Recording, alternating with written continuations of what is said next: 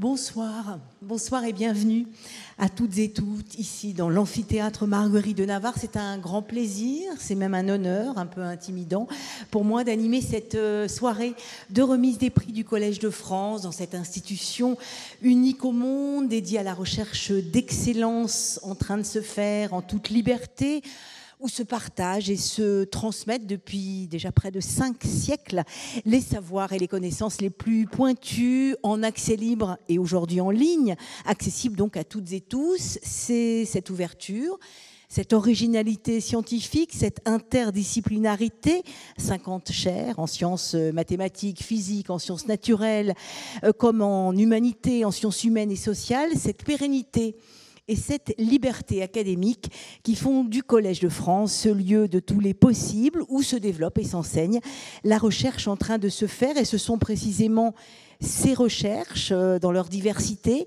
et les jeunes chercheuses et chercheurs qui la portent et qui les mènent, qui ont été récompensés ce soir et qui vont être récompensés ce soir en présence de Madame Sylvie Retailleau, ministre de l'Enseignement supérieur et de la Recherche, qui devrait nous rejoindre dès qu'elle le pourra, et des éminents professeurs du Collège de France que je salue, ainsi que de l'administrateur du Collège de France, Thomas Romer, auquel je vais bientôt laisser la parole, juste après m'être très brièvement présentée. Je m'appelle Caroline Lachowski, je suis journaliste scientifique à RFI, Radio France Internationale, où j'ai la chance de recevoir assez régulièrement des professeurs du collège. Et je trouve qu'ils n'ont pas leur pareil, ou elles n'ont pas leur pareil pour faire passer les sciences et la culture scientifique dont on a tant besoin aujourd'hui, avec profondeur et simplicité à nos auditeurs et auditrices dans le monde entier. J'ai aussi eu le plaisir de recevoir la première lauréate du prix Jeune chercheur du Collège de France l'an passé, Aude Bernheim, et je suis très heureuse et très touchée de pouvoir tout à l'heure animer le débat entre les jeunes chercheurs et les jeunes chercheuses, lauréates et lauréats des différents prix du collège, autour de la question « À quoi sert la recherche aujourd'hui ?» Plein de pistes à ouvrir ensemble, juste après la remise des prix du Collège de France par le professeur Thomas Romer, administrateur du collège, dont la science biblique et universelle nous est si nécessaire aujourd'hui. Cher professeur, c'est à vous pour la remise des prix.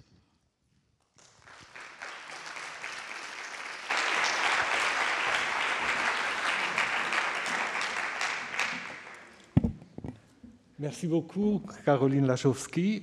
Bonsoir. Je vais commencer avec la liturgie des salutations. Je commence avec Madame la ministre, qui n'est pas encore là, mais qui nous rejoindra, et nous sommes très heureux de sa présence un peu différée.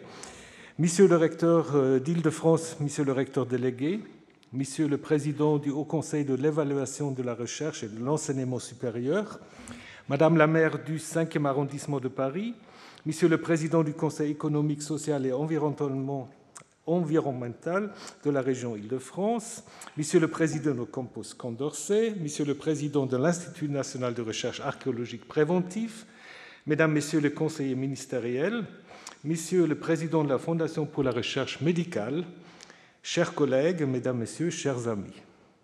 Ça prend toujours un moment, mais voilà, c'est un petit échauffement. Je suis très heureux, surtout cher lauréat, bien sûr, je suis très heureux de pouvoir vous accueillir pour cette deuxième cérémonie de remise de prix du Collège de France, organisée sous la forme d'une grande soirée en public et animée par une journaliste, ce qui, en fait, apporte un petit style différent de certaines leçons inaugurales, par exemple. Donc cette soirée est consacrée d'abord à la remise des prix proprement dite.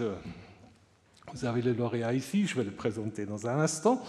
Et ensuite, et ce sera le moment fort, un débat avec les lauréats permettant de faire entendre les aspirations de jeunes chercheuses et chercheurs. Et comme je disais, Madame la ministre va nous rejoindre avec un discours. On verra à quel moment ce sera possible. Donc, vous connaissez le Collège de France. Je ne vais pas vous le présenter.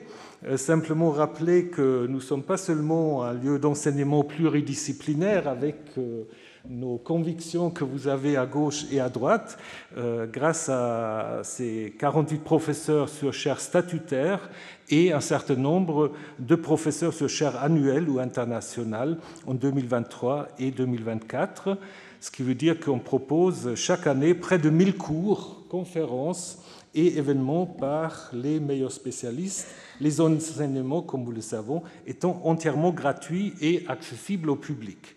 Rassemblant plus de 80 000 auditeurs dans ces amphithéâtres, mais des millions, plus que 3 millions de visiteurs sur Internet par an, ce qui est quand même très, très bien. Donc on regarde toujours les gens qui sont en face de vous, mais finalement, beaucoup de notre public, c'est un peu derrière les écrans.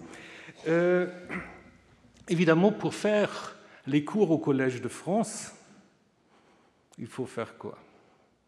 Il faut d'abord faire la recherche, parce qu'en effet, on enseigne la recherche en train de se faire. Donc, nous sommes un acteur de premier plan de la recherche française. Nous hébergeons plus que 400 chercheurs, s'appuyant sur 8 instituts disciplinaires auxquels sont affiliés 21 laboratoires et équipes de recherche qui jouent évidemment aussi, et on joue un rôle actif aussi en matière de formation doctorale.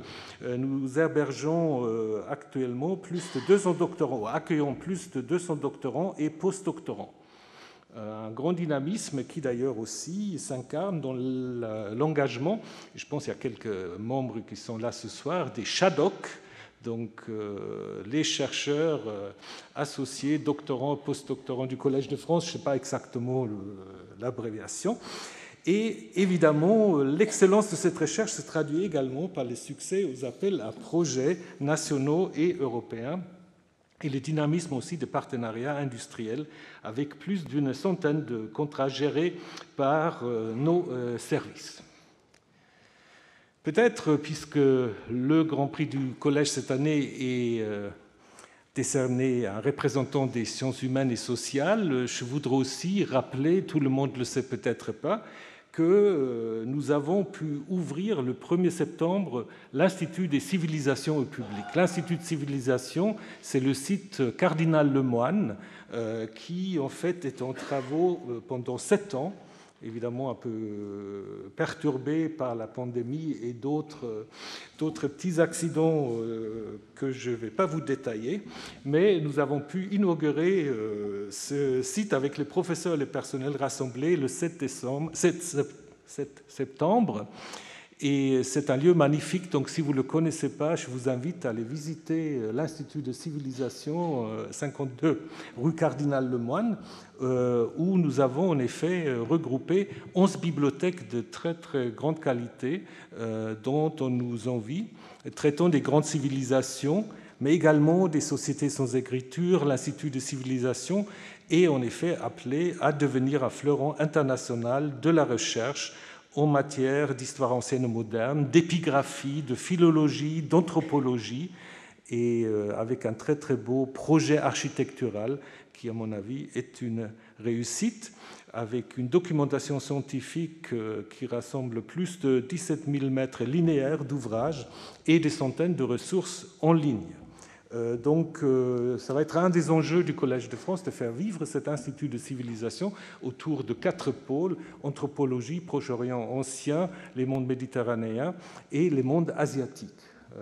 Voilà, l'idée c'est que si vous allez voir l'Institut, ça communique, et l'idée c'est aussi que les chercheurs et chercheuses communiquent entre elles, ce qui n'était pas forcément le cas auparavant. Donc il nous faut faire vivre cet Institut des civilisations et nous allons le faire.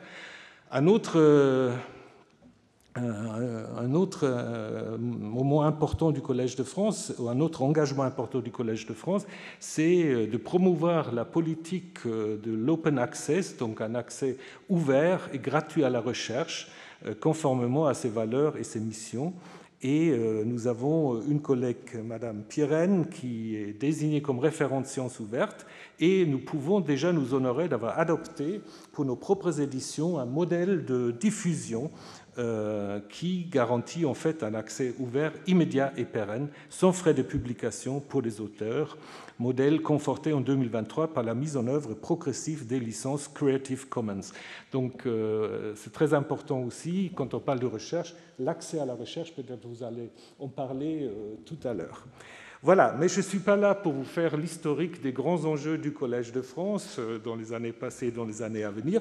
Nous sommes là pour récompenser 7 chercheuses et chercheurs qui vont en effet, ou qui représentent la jeune génération de chercheurs qui, en effet, voilà, vous allez le voir, s'occupent des choses très, très diverses et différentes. Ça correspond tout à fait à la devise du Collège de France, Docet Omnia, on enseigne tout sans discrimination. Donc, nous allons, en effet, remettre des prix aux personnes suivantes: Olympia Cutinelli-Rondina, Céline Nataille, Julien Ablin, Florent Ginoux, Pete Lamers, Mathilde Montauban et Navenkanalu Ramamurti. Donc, je vais vous les présenter plus en détail dans un instant. Ne vous inquiétez pas. Donc, juste pour vous préciser que la soirée va se dérouler en 3 parties. Donc, d'abord la cérémonie de la remise proprement dite. Ensuite, nous allons assister à une table ronde qui va être modérée par Caroline Lachowski, que je remercie encore une fois d'avoir accepté de venir ici au Collège de France. Ce n'est pas la première fois que vous venez au Collège de France. Je me souviens d'avoir animé avec vous les Journées européennes du patrimoine, donc c'était très bien. Donc je suis sûr que ça va très bien se passer. Et donc le thème ce soir, jeunes chercheurs et chercheuses, à quoi sert la recherche aujourd'hui? Donc on va vous entendre sur leur choix de carrière, vos aspirations, inquiétudes et la façon dont vous allez concevoir ou vous concevez votre métier et son évolution. Et Madame la ministre nous rejoindra pour un discours sur l'importance du soutien à apporter à la recherche française et européenne. Ensuite, la soirée va se conclure par une réception dans le foyer à laquelle vous êtes toutes et tous invités et qui nous permettra de prolonger ces discussions par un moment convivial. Alors, chère Sylvie Retailleau, je vous ai déjà salué in absentia, donc dans la liturgie, vous étiez tout en haut, et nous sommes très très contents que vous avez pu vous libérer quand même. Non, il n'y a pas de souci, on sait que c'est très chargé. Merci beaucoup de soutenir le Collège de France et de soutenir les jeunes chercheurs. Merci. Un très grand merci à vous. Alors, je ne sais pas s'il reste tout le monde dans le protocole. Je n'ai pas vu Christophe Querero, le recteur d'académie, mais en tout cas, je voudrais peut-être, sans avoir le protocole, monsieur l'administrateur du Collège de France, cher Thomas, vraiment vous remercier, mesdames et messieurs. Je ne sais pas si monsieur l'ambassadeur des Pays-Bas, que je connais bien aussi, est là, mais en tout cas, je voudrais vous dire combien, je pense que c'est ici que j'ai fait le plus de discours en 1 an et demi. Oui, je crois pas, j'en suis certaine. Ça veut dire beaucoup pour moi, parce qu'on le disait avec monsieur l'administrateur général, et effectivement, être là ce soir avec vous s'adresser à vous à l'occasion effectivement de cette remise de prix, des prix du Collège de France, pour des jeunes chercheurs, pour moi, c'est juste capital. J'ai 35 ans de carrière d'enseignant-chercheur, et encore, je suis gentille avec moi. Puis ensuite, effectivement, de prise de responsabilité à différents postes. Ce que vous avez dit résonne beaucoup, bien évidemment. Et je voudrais vous dire, j'ai beaucoup apprécié toutes vos interventions. Et la dernière, cette recherche d'une certaine vérité. Je pense que ça parle beaucoup aujourd'hui, à notre époque, dans ce contexte. Et je pense que notre méthodologie dans la recherche, notre effectivement besoin de doute, de remise en question, mais cette objectivation qui guide notre recherche, de se poser les questions, vous l'avez dit, de se poser les bonnes questions, ou en tout cas les meilleures questions possibles, parce qu'on ne sait pas à ce moment-là si elles sont bonnes, de prendre ce risque de se tromper, mais de reconnaître par la méthodologie, la démarche scientifique, on en a tellement besoin aujourd'hui, Et alors je sors de mon discours, mais je vais y revenir, mais je pense que ça a beaucoup d'écho dans la période globalement actuelle. Ça a beaucoup d'écho aussi dans nos démarches, dans nos débats, et je pense qu'on aurait un intérêt global de notre société à retrouver ce plus de démarche scientifique, d'objectivation et d'une certaine vérité objectivée et basée sur des faits, des démonstrations et sur des débats à la fois respectueux mais aussi justement argumentés. Et donc tout ce que vous avez dit sur la recherche, le doute, le questionnement et une certaine recherche de vérité, je crois que ça doit avoir écho de beaucoup d'entre nous quand on a eu une carrière de chercheur, d'enseignant-chercheur et qu'on a approché cela par une certaine forme de pédagogie, de transmission de cette connaissance acquise, de transmission de cette formation. Donc je voudrais d'abord vous féliciter, j'y reviendrai, et vous remercier pour ces mots. Alors effectivement, ces prix du Collège de France ils ont vu une certaine évolution. Et je dirais ce format a beaucoup évolué l'an passé pour lui donner une plus grande visibilité et l'ouvrir au public. On va y revenir, perpétuant ainsi aussi cette tradition de cette magnifique institution, de cette ouverture de la connaissance, de cette ouverture du public. C'est d'ailleurs à vous, public, je dirais, mesdames et messieurs, qui n'êtes probablement pour certains ni professeurs, ni chercheurs, à qui j'avais envie de m'adresser en premier lieu ce soir. Vous qui croyez, parce que vous êtes là, en l'universalité du savoir, qui êtes attirés par peut-être d'abord cette beauté des sciences, on parle des mathématiques, mais beaucoup de choses, et je pense qu'il y a cette beauté des sciences et de la science, ou bien qui êtes simplement curieux d'apprendre, curieux aussi de voir comment notre recherche est menée par cette curiosité. Et je pense que c'est important, ce besoin d'avancer dans la connaissance, ce besoin de savoir, et d'être dans ce lieu qui, je crois, on le partage avec monsieur l'administrateur, est le vôtre.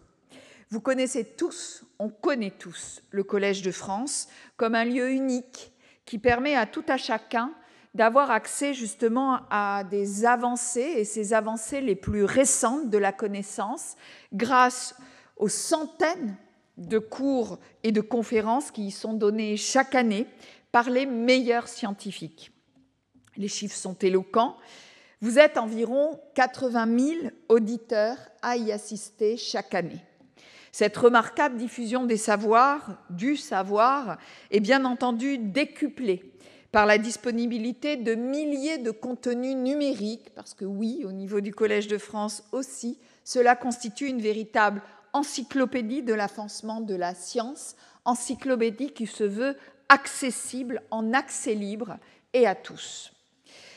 Mais ce que vous savez peut-être moins, c'est que le Collège de France, c'est aussi un haut lieu, on vient de le voir, de la recherche scientifique française.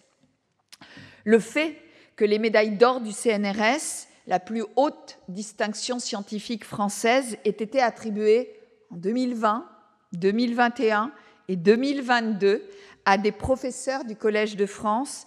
Je crois que cela illustre aussi très bien ce rayonnement scientifique de cette belle institution.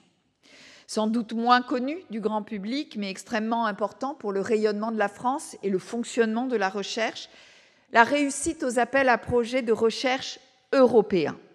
C'est un autre marqueur de la qualité scientifique d'un établissement, et c'est aussi ce rayonnement, ce travail d'équipe, non seulement dans un laboratoire, mais avec les autres équipes internationales et en particulier à l'échelle européenne.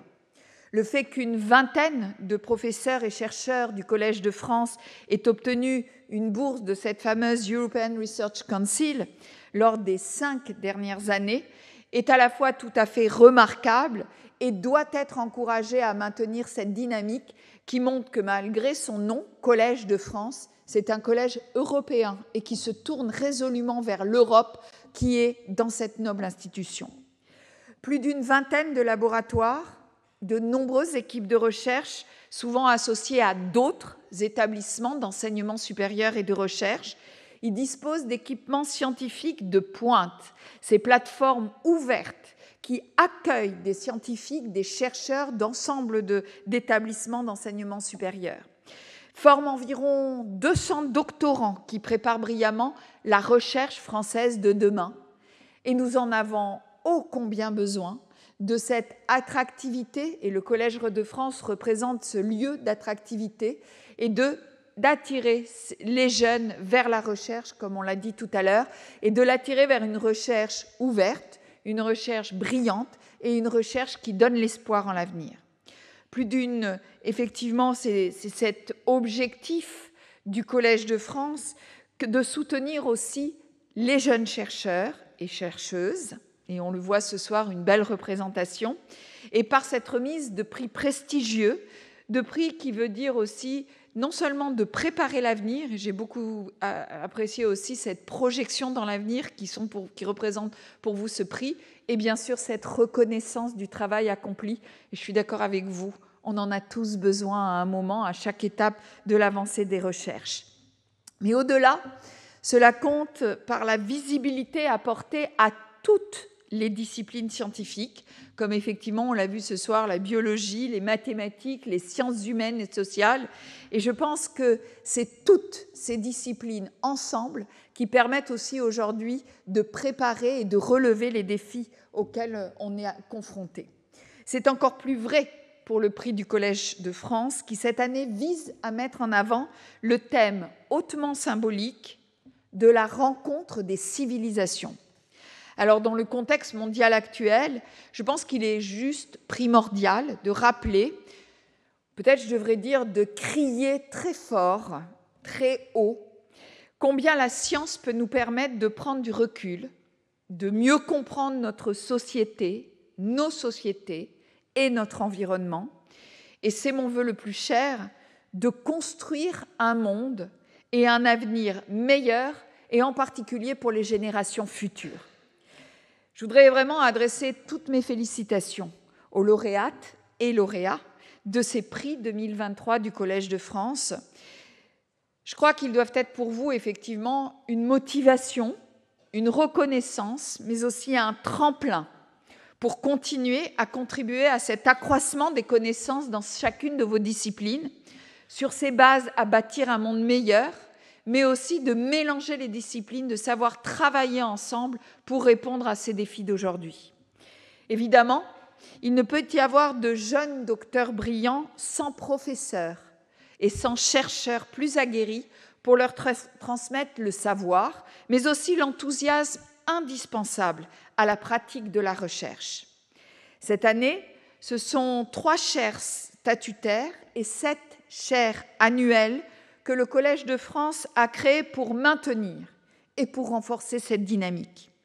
Je voudrais féliciter aussi chaleureusement ces nouveaux professeurs pour la magnifique mission de diffusion des savoirs qu'ils ont accepté de porter.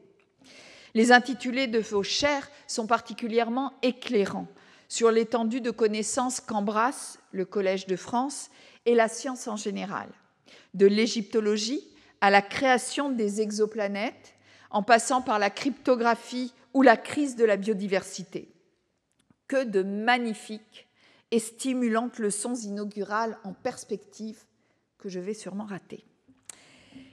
J'évoquais tout à l'heure le choix emblématique du thème du prix du Collège de France sur ces rencontres des civilisations. Je sais, cher Thomas, que ce thème n'est pas complètement le fruit du hasard, car vous avez ouvert cette année un nouvel écrin pour votre Institut des civilisations, et juste à 2 pas d'ici, rue du Cardinal Lemoine. Alors nous étions déjà voisins, mais avec l'ouverture de ce nouveau site, nous allons peut-être nous retrouver aussi lors de certaines assemblées de copropriété, mais puisque l'Institut des civilisations est juste contigu à mon ministère. Je crois que vous êtes en train d'organiser cette inauguration officielle de cet institut dans les semaines qui viennent.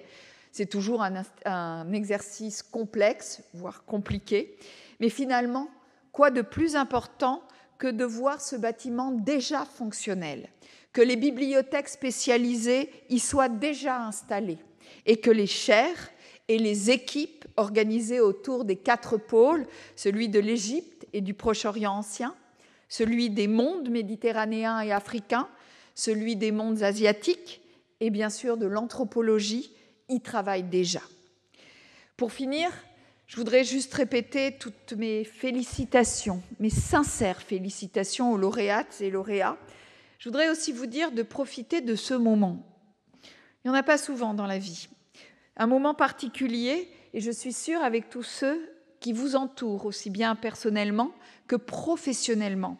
Je pense que, je le sais, vous voulez partager ce moment et cette récompense avec, non seulement pour faire et toujours avancer la science aujourd'hui et demain, mais aussi partager avec tous pour faire avancer, et je dirais avec et pour la société.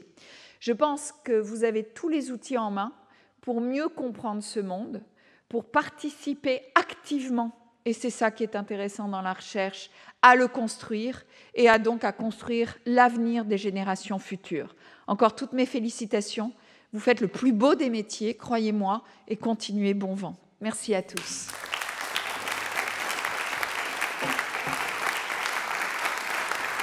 Un grand merci à Madame Sylvie Retailleau, ministre de l'Enseignement supérieur et de la Recherche.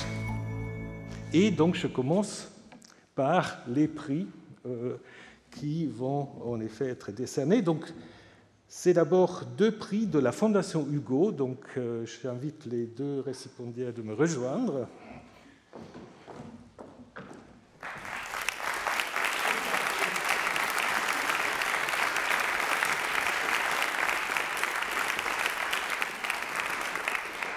Alors, je vais d'abord aussi vous présenter qu'est-ce que c'est comme prix, parce que les prix de la Fondation Hugo, les prix PECO, les prix, que sais-je encore, il y a un prix, on ne sait même pas le nom de la personne, donc je vous préciserai tout ça. Alors, donc, la Fondation Hugo du Collège de France est une fondation qui a été créée en 1979 grâce au legs effectué par Hélène et Jean-Pierre Hugo, donc frères et sœurs, au Collège de France, reconnu comme établissement d'utilité publique par un décret du Conseil d'État, et là pour vocation, pour reprendre la formulation du testament des donateurs, de favoriser la rencontre des diverses disciplines qui ouvrent à la connaissance, à la formation et à l'épanouissement de l'homme dans le sens d'être humain, en aidant à rapprocher les meilleurs esprits animés de ce même souci. Donc la Fondation Hugo soutient les activités du Collège de France en décernant des prix, en accordant des subventions pour des colloques, des événements culturels et des publications, en organisant aussi dans ces magnifiques locaux des séminaires de recherche et même des tournages, on a même un studio, en y hébergeant aussi les professeurs en poste à l'étranger qui ont été invités par l'Assemblée.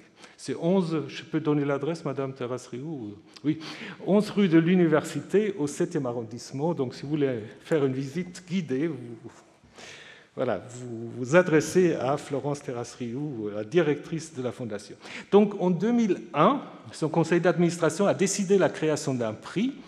Les 2 lauréats de ce prix sont choisis parmi les chercheurs et chercheuses qui postulent au renouvellement des postes d'ATER ou d'ingénieurs de recherche, donc leur 2e année. Et puis la commission, en fait, c'est la commission des emplois qui sélectionne ces 2 lauréats. L'idée, c'est qu'on alterne sciences de nature, sciences humaines et sociales, et donc avec l'idée d'une variation des disciplines.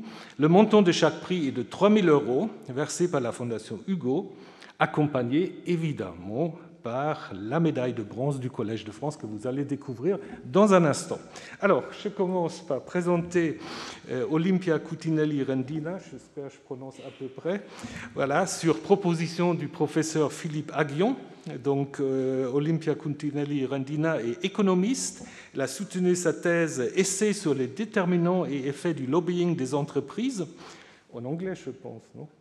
Oui, mais on me l'a mis en français, donc sous la direction du professeur Aghion à l'École des hautes études en sciences sociales et en partenariat avec l'École d'économie de Paris. En juin 2023, elle est titulaire d'un master de recherche en analyse et politique économique de l'École d'économie de Paris et d'un master en économie quantitative de l'Université Paris 1, Panthéon-Sorbonne. Ces disciplines de spécialisation sont l'économie politique et la microéconomie appliquée. Ces recherches interrogent le lien entre influence politique et groupes d'intérêt privés, un sujet important, et la dynamique décroissante de la concurrence dans le cadre des marchés états-uniens contemporains. Ça va arriver ici peut-être aussi, on ne sait pas.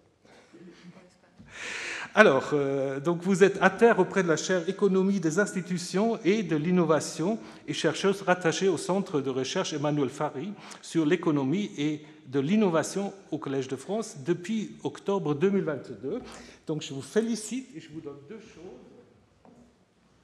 Alors, un magnifique sac, mais ce n'est pas le sac qui est le plus important, c'est ce qui est dedans. Donc il y a le diplôme, le chèque et voilà la médaille du... Je vais la montrer comme ça, c'est plus simple. Voilà. La médaille donc, du Collège de France que vous allez toutes et tous recevoir.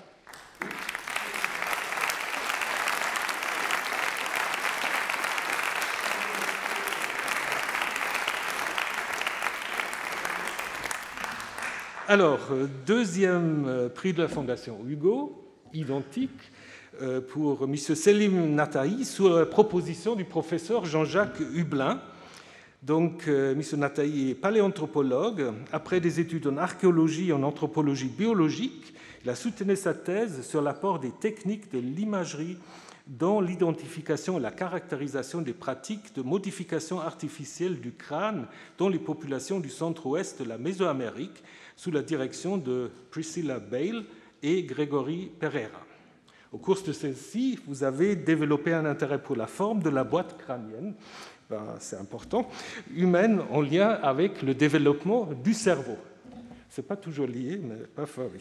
Cela a amené, donc, vous a amené à réaliser un postdoctorat à l'Institut Max Planck à Leipzig, donc Max Planck d'anthropologie évolutionnaire, où il lui a été donné la possibilité de se pencher sur les interactions entre l'épaisseur de la voûte crânienne et la forme du cerveau chez des fossiles de la lignée humaine, mais aussi chez les grands singes actuels. Son travail de postdoctorat au Collège de France au sein de la chaire de paléanthropologie du professeur Hublin lui permet de s'intéresser aux déterminants de la variation morphologique de la boîte crânienne au sein de la lignée humaine. Son expertise et ses développements méthodologiques dans les techniques d'imagerie 3D lui ont permis de mieux saisir les modalités d'interaction entre la forme de notre cerveau et celle de notre boîte crânienne et d'affiner notre compréhension de l'évolution de ces deux structures au sein de la lignée humaine. Ces avancées offrent des nouvelles perspectives dans l'appréciation des caractéristiques de l'anatomie cérébrale propre à notre espèce, et en interrogeant la nature biologique ainsi que les conditions d'émergence. Grand sujet de débat, en quoi l'homme se distingue du singe ou d'autres animaux, mais on ne va pas ouvrir ce débat maintenant. Je vous donne votre prix. Voilà, le sac de la Fondation. Alors,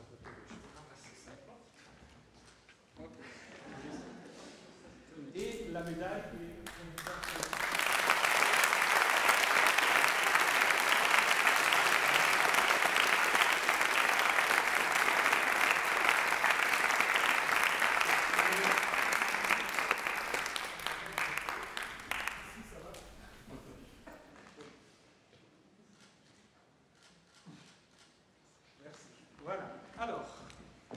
J'appelle pour le prix Delheim, M. Julien Ablin. Vous pouvez l'applaudir aussi.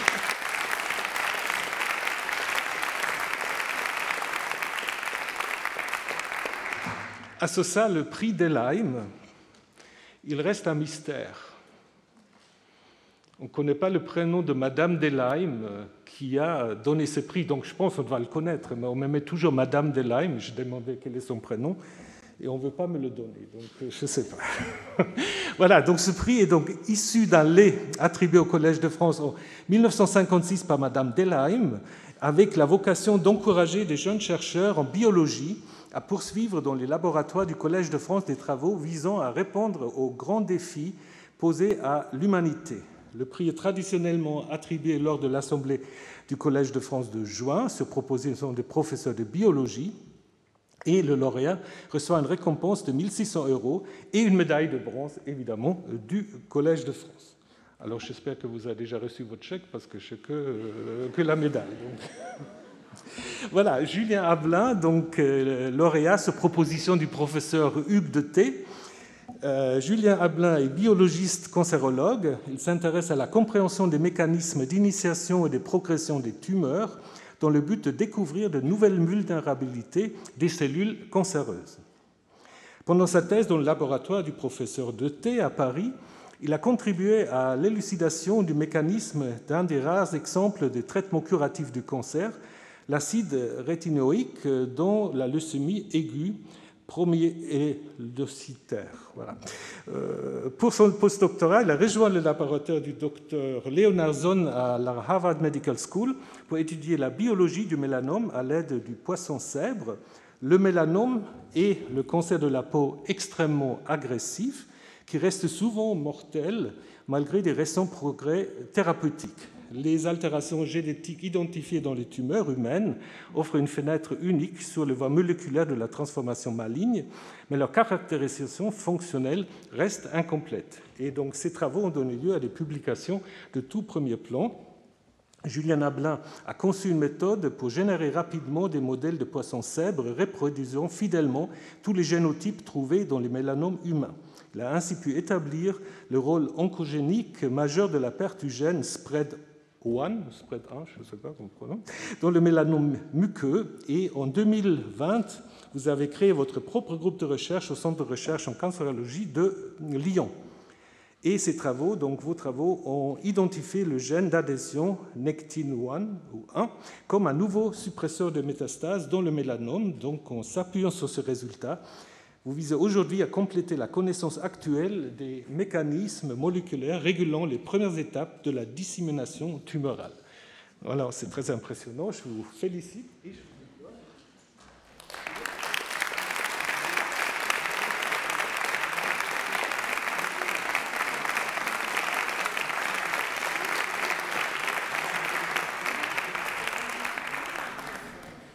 Alors, pour le prix Lacassagne, personne n'a appelé sur l'estrade, puisque le lauréat n'a pas pu se rendre disponible pour assister à cette cérémonie.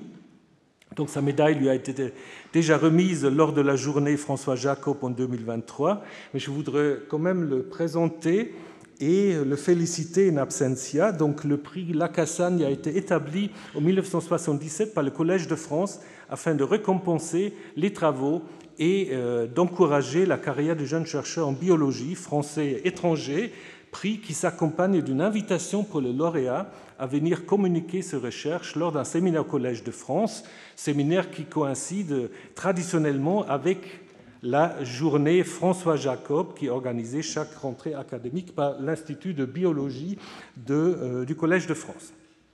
Donc le lauréat reçoit une récompense de 6 000 € et une médaille de bronze, évidemment, du Collège de France.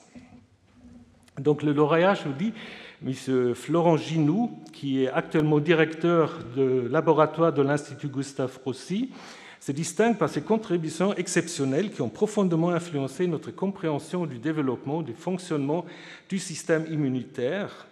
Après avoir obtenu une maîtrise en immunologie à l'Institut Pasteur et son doctorat à Sorbonne Université en 2004, il a entrepris un postdoctorat dans le laboratoire de Miriam Merad à New York, où il s'est consacré à l'étude du développement de l'homéostasie des cellules myéloïdes, avec un intérêt particulier pour celles de la peau et du cerveau.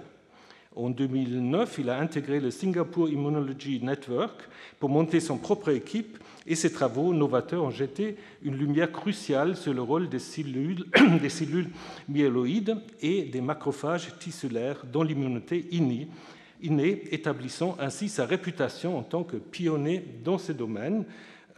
Il a été cité comme chercheur hautement, il était désigné ou cité comme chercheur hautement cité sur le Web of Science depuis 2016, et ça témoigne de sa qualité exceptionnelle et de ses travaux. Son rayonnement international s'est consolidé avec l'élection à l'MBO en 2022. Donc le prix Lacassagne souligne son impact majeur et durable dans le domaine de l'immunologie, faisant de M. Ginoux une figure éminente dans la communauté scientifique internationale. On va l'applaudir en absence, peut-être il va regarder ça.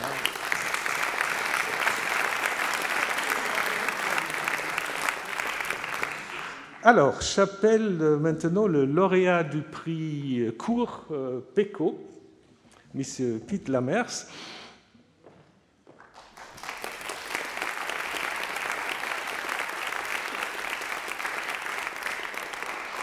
Alors, en fait, c'est le prix le plus ancien du Collège de France depuis 1885, grâce à une dotation provenant de la famille du mathématicien Claude-Antoine Pecot.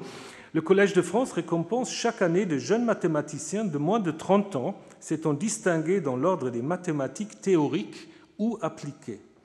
Le lauréat reçoit une somme de 3 000 € et une médaille en bronze, évidemment, du Collège de France.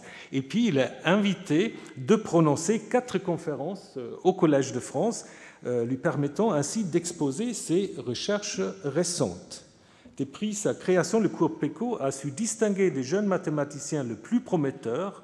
Nombre d'eux se sont par la suite brillamment illustrés dans leur carrière scientifique, ont contribué au rayonnement de l'école mathématique française au plus haut niveau international et ont reçu des distinctions prestigieuses. Je pense que tous les médailles Fields sont passées par le cours Pecot aussi, je ne m'abuse. Alors, le lauréat 2023, M. Piet Lamers, mathématicien, occupe actuellement le poste de chaire de professeur junior au CNRS, où il est rattaché au laboratoire des probabilités, statistiques et modélisation à la Sorbonne Université. Originaire de Groningue, il est diplômé de l'Université d'Utrecht et a poursuivi sa thèse sous la direction de James Norris à l'Université de Cambridge. Pendant son séjour à Cambridge, il a séjourné dans une résidence collaborative aux côtés de 3 autres mathématiciens néerlandophones. En 2018, il a été honoré du prix Smith-Knight et Rowley-Knight en reconnaissance d'une partie de ses travaux de thèse. Par la suite, il a effectué des recherches postdoctorales au sein du groupe dirigé par Hugo Duminil-Copin à l'Institut de hautes études scientifiques. Les travaux de Piet Lamers se concentrent principalement sur les problèmes issus de la mécanique statistique, en appliquant des techniques issues de la combinatoire et de la théorie des probabilités. Ces recherches ont apporté une contribution significative à la compréhension de la transition Berinsky-Kosterlitz-Toules. Si vous ne savez pas ce que c'est, vous allez vous renseigner. Je ne vais pas vous demander de faire votre cours aujourd'hui, mais voilà, vous venez au cours de M. Lamers. Voilà, donc transition Berinsky-Kosterlitz-Toules, ainsi qu'à la brisure spontanée des symétries en 2 dimensions. Ces collaborations scientifiques s'entendent à différents groupes de recherche en Europe, notamment en France, en Suisse et en Autriche. Et les 4 conférences que vous allez donner, justement, portent le titre « La transition de Berinsky-Kosterlitz-Toules au point critique ». Donc vous avez compris qu'il y a un point critique. Voilà. Je vous remercie d'être venu et je vous félicite pour ce magnifique prix que je vous remets ici.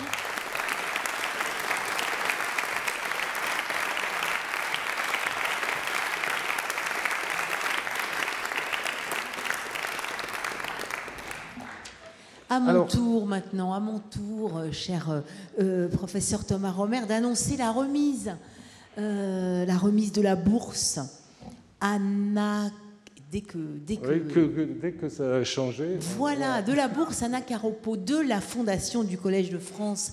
La Fondation du Collège de France qui favorise le mécénat au service de la recherche. Il y a eu plus de 100 programmes de recherche financés déjà.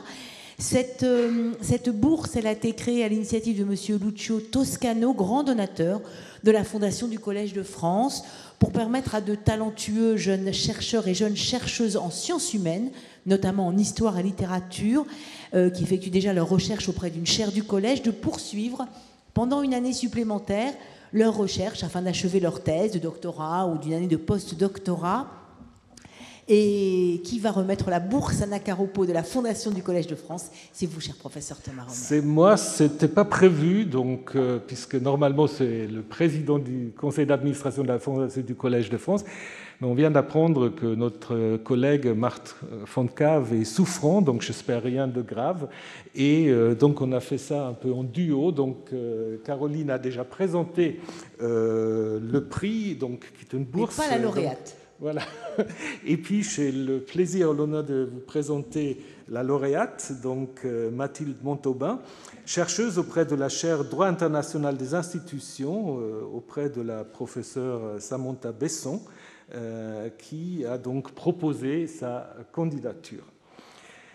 Donc, son projet de recherche est actuel et passionnant, c'est-à-dire l'administration par algorithme et ses applications en matière de digitalisation, d'automatisation et d'intelligence artificielle, qui exige de redéfinir en tout cas partiellement la notion de bonne administration en droit.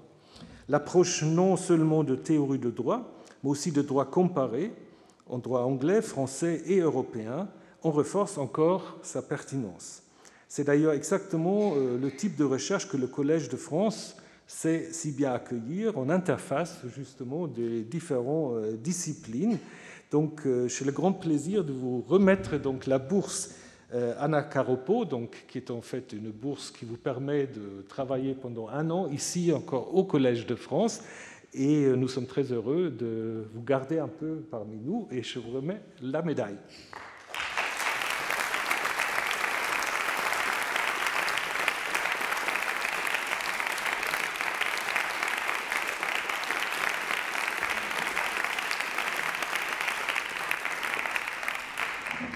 Voilà, maintenant c'est vous qui faites la transition avec... Oui, je fais la transition parce que l'heure est venue de remettre le dernier, l'ultime prix de la soirée, et pas des moindres, c'est le prix du Collège de France pour les jeunes chercheuses et pour les jeunes chercheurs, décerné désormais chaque année, c'est la 2e édition, pour encourager l'excellence, la recherche la plus audacieuse de la jeune relève scientifique, fidèle à l'esprit pluridisciplinaire du Collège de France, on s'en est rendu compte déjà ce soir.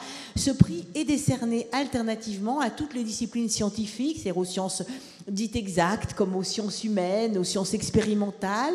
Il récompense à la fois l'excellence du parcours, mais aussi le caractère novateur du projet de recherche présenté par les candidats qui doivent avoir soutenu leur thèse depuis moins de 7 ans.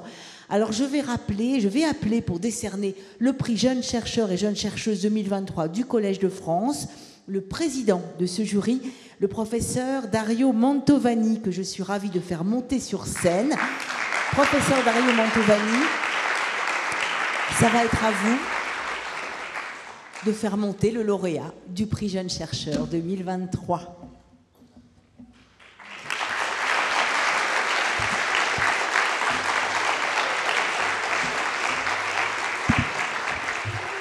Mesdames, Messieurs, si l'importance d'un prix se mesure aussi au nombre des candidatures reçues, je le crois, nous ne pouvons que nous réjouir. Le jury a reçu 88 candidatures, presque le double par rapport à la première édition. Et des très hauts niveaux. C'est certainement aussi un signe de la richesse de la recherche en France dans le domaine des sciences humaines et sociales.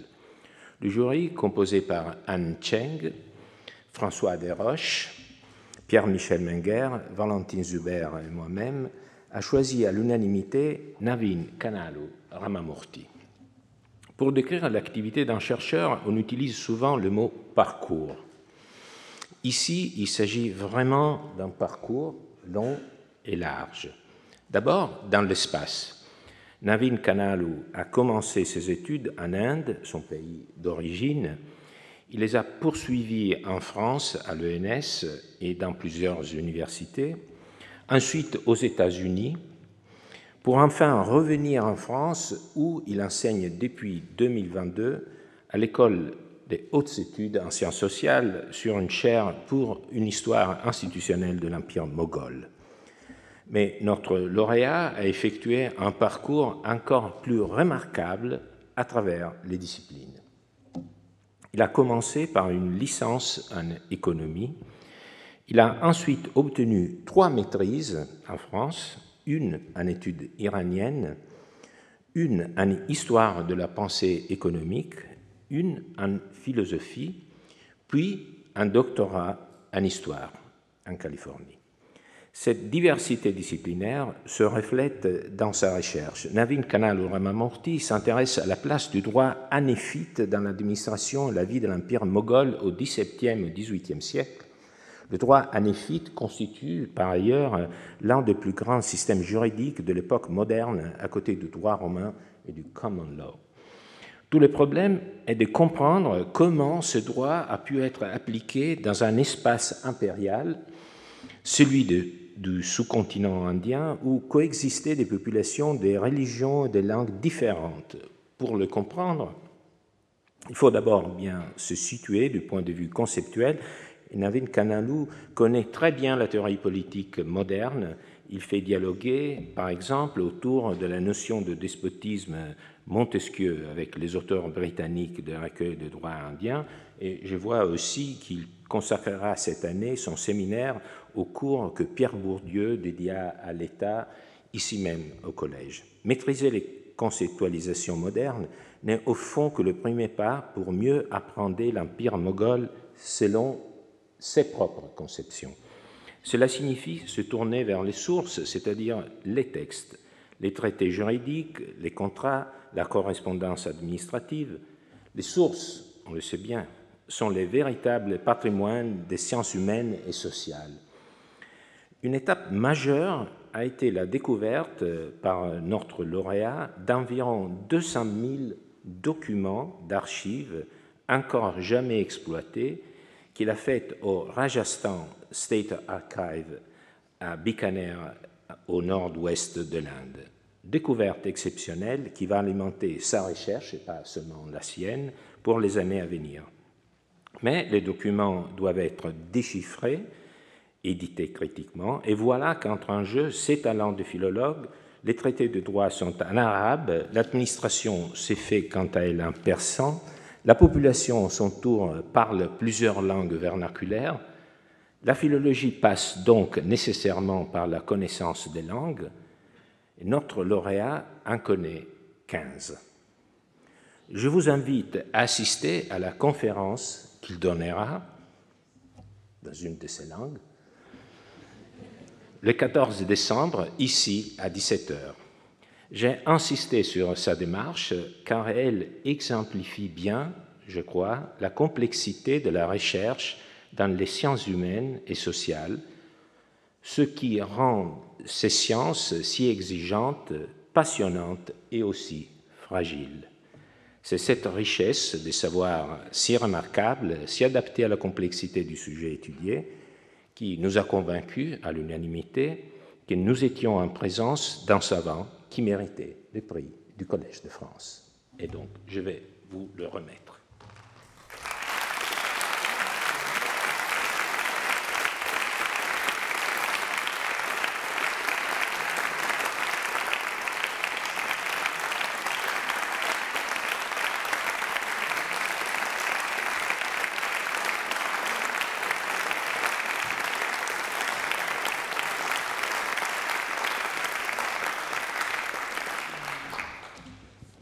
Alors, comme il a été dit qu'il y a une alternance entre les prix et les disciplines, cette année, c'était le tour des sciences sociales sur une thématique qui n'était pas sans rappeler Rencontre des civilisations, notre Institut des civilisations qui vient d'être inauguré.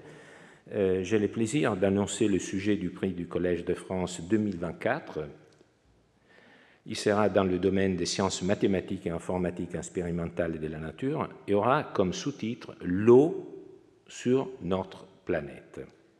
Le président du jury est notre collègue Édouard Bard. Parmi les membres professeurs du Collège de France, le jury aura François Combes, Jean-François Joanny, Clément Sanchez et comme membre extérieur, la climatologue Françoise Vimeux. Nous attendons un nombre de candidatures qui puissent dépasser celui de cette année.